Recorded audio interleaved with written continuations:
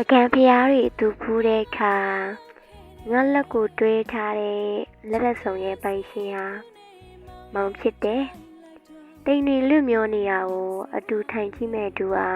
မောင်ဖြစ်ပါစေကွယ်။ဆွဲထားစရာမလိုပဲအဝေးထွက်မသွားတာဟာ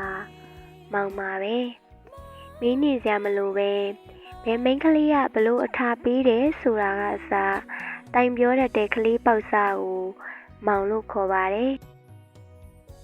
မနက်တိုင်းအတူနိုးထမယ်မျိုးသားဟာမောင်ပဲ။ကော်ဖီဖြော်ပြီးလို့ခါသွားလေ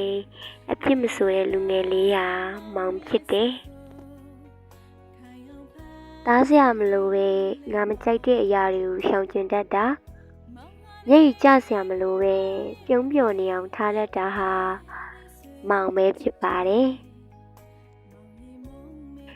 တနခါလေးလိမ့်ပြီးတဲ့ပါဖောင်ဖောင်လေးကိုဖြင်းညက်လိုက်ခြင်းနဲ့